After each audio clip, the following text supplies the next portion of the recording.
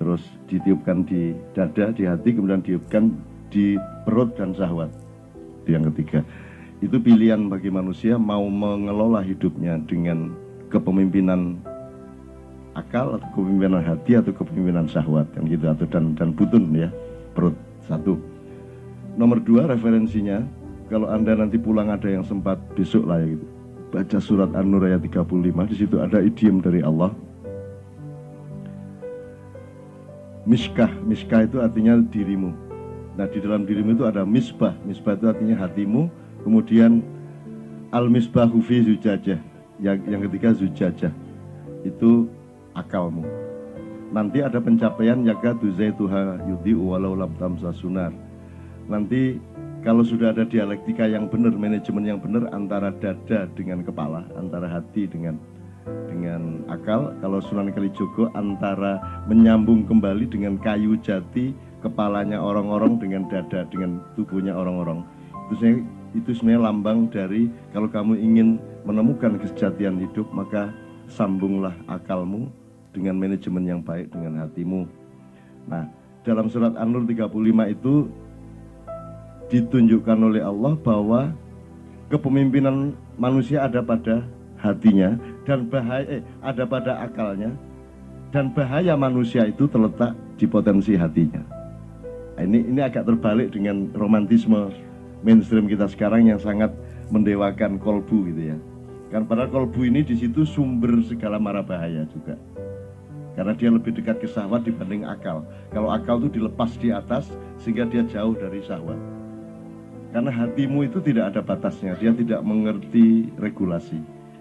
Hatimu itu ingin apa saja tanpa batas. Kamu disuruh dikasih gaji berapapun, dinaikkan berapapun, hatimu pasti mau. Tapi pikiranmu mengontrolnya. Jadi al-misbahu fi zujajah itu artinya hatimu itu dihelmi, dikurung atau dibatasi oleh akalmu. Kalau kamu nurutin hatimu, ingin ini, ingin itu, ingin baik kayak apapun, kamu akan hancur kalau tidak dengan manajemen dari akal. Jadi sebenarnya game dulu lebih bagus kalau manajemen kolbu oleh akal atau dengan akal. Kalau kolbu tidak bisa memanage dirinya sendiri, maka Allah kasih akal. Maka manusia itu ciri utamanya adalah diberi akal oleh Allah. Itu kalau Anda lihat bolam ini, itu bolamnya ini kaca yang menyerubungi cahaya itu, yang menyerubungi kabel yang pijar itu namanya akal. Nah, dalam hidup manusia jangan sampai arus cahaya di kabel positif negatif yang ketemu itu melelehkan kacanya. Jadi akal yang mengatur arusnya berapa, wattnya berapa, sehingga tabungnya itu juga menjadi maslahat kedua-duanya, tabung maupun pijarnya. Nah, banyak manusia yang disebut hasad karena di dalamnya penuh arus hasad, maka kacanya pecah, kacanya meleleh, zujajahnya meleleh. Dan itulah yang terjadi di Indonesia. Kalau Anda membaca konstelasi apapun saja itu semua versi kedengkian A atau versi kedengkian B sesungguhnya. Tapi saya tidak bisa ngomong panjang, tapi kuncinya seperti itu, coba Anda teliti kembali. Semua konstelasi yang disebut itu sebenarnya konstelasi yang berasal dari kedengkian suatu kelompok kepada kelompok yang lain. Nah, jadi pikiranmu itu yang makanya kesehatan sumbernya bukan hatimu tapi pikiranmu, karena pikiranmu yang mengatur hatimu. Jadi orang mencari kemerdekaan itu jangan benar-benar mencari kemerdekaan. Kemerdekaan itu jalan untuk menemukan batasan. Jadi yang kita tuju itu batasan. Kalau kamu tidak mengerti batasmu, kamu kerikil ditaruh di kaca mutiara mau kamu karena kamu tidak mengerti batasmu. Kan begitu. Kalau manusia menemukan batasnya, maka dia sejati dan dia suci dan dia selamat. Itu kira-kira. Ya, tapi intinya seperti itu. Tolong baca surat An-Nur. Nanti Anda akan punya pencapaian yakadu zaitu hayudi walau tamsa sunar. Pikiran dan hatimu dengan manajemen yang baik. Nanti akhirnya kamu itu tidak usah dikasih dorongan apapun, tidak perlu motivasi, itu kamu menyala. Yudhi'u walau lam tamsa sunar. Kamu itu bisa menyala. Nah, sekarang ini adalah zaman di mana orang tidak bisa menyala, sehingga yang populer sekarang, yang sangat laku sekarang adalah bisnis motivasi.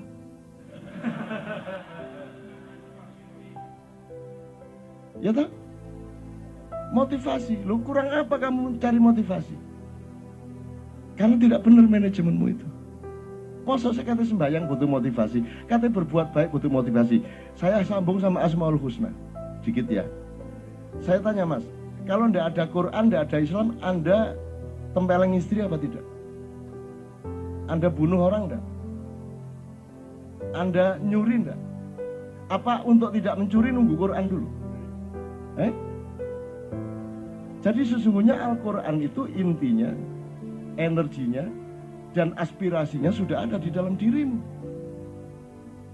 Seandainya tidak ada Islam pun, kamu tidak akan berbuat jahat kalau kamu benar-benar manusia sejati. Kan begitu? Nah ini sudah dikasih Quran, sudah dikasih Asmaul Husna. Kamu tidak kagum lagi sama Asmaul Husna. Nggak ada orang kagum sama Asmaul Husna, diterima begitu aja tanpa perasaan. Wala wajilat, wama wajilat kulubuhum, dan tidak tergetar hatinya. Kamu tahu nggak?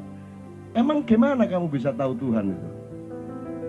Gimana mau meneliti kayak apa? Mau bertapa kayak apa supaya kamu tahu Tuhan? Nggak mungkin kamu tahu Tuhan. Nggak mungkin mengalami dan mengetahui pemahaman apapun mengenai Allah. Satu-satunya jalan adalah Allah ngasih tahu kamu tentang Dia, betul nggak? Nah itu prosesnya berabad-abad. Dulu orang tahunya, oh ada dewa perusa, ada dewa pencipta, ada dewa pemelihara, ya tak? Cari-cari itu, alhamdulillah ketemu dikit 3, kan gitu kan? Terus berkembang akhirnya sama Tuhan di shortcut. Udah gini aja, kamu tak kasih tahu siapa saya, ya. Sifat saya itu 99, ya. Saya itu Rahman Rahim ikonnya.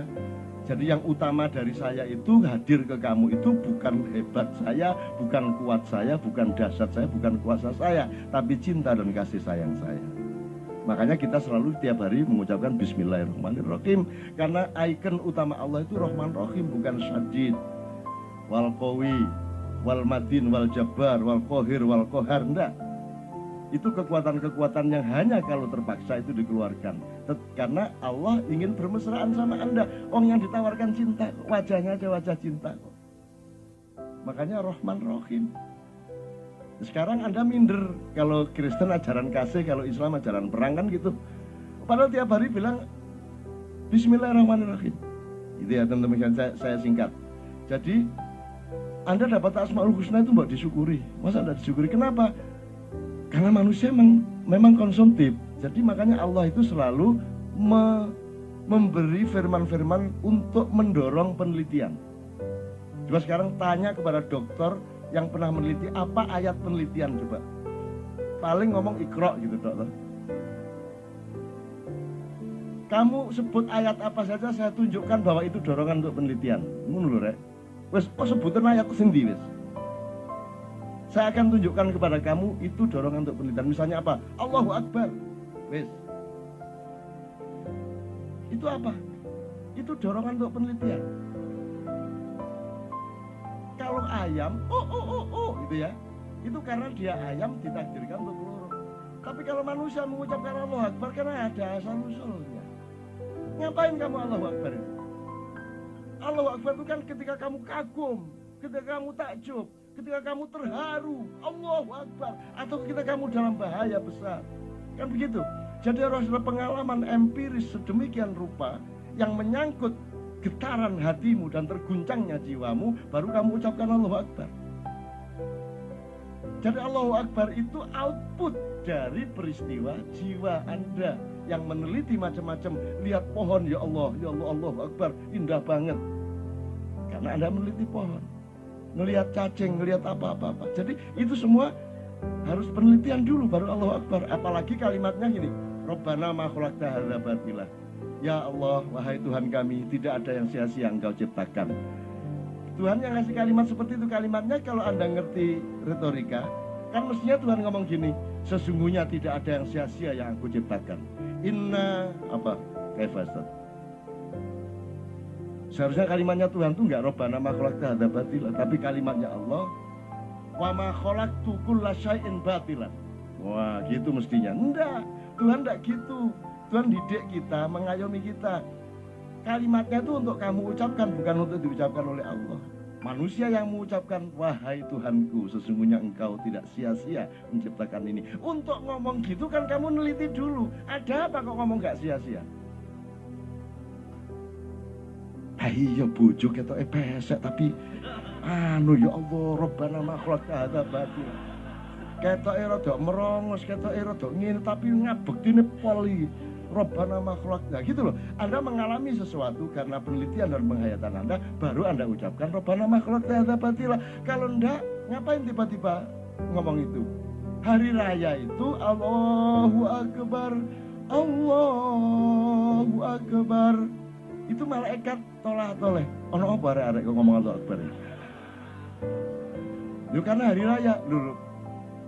Lu kalau ngomong Allahu Akbar karena hari raya sama dengan ayam itu berkokok karena dia ayam.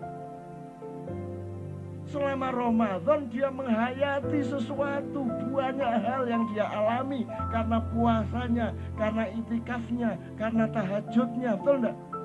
Karena tarawihnya, maka akhirnya dia bertumpuk-tumpuk ketakjubannya dia kepada Allah, sehingga begitu tiba hari raya dia sudah tidak tahan lagi untuk mengucapkan Allahu Akbar. Ngono loh, iki gak apa-apa ngomong Allahu Akbar, malaikat tolah-toleh.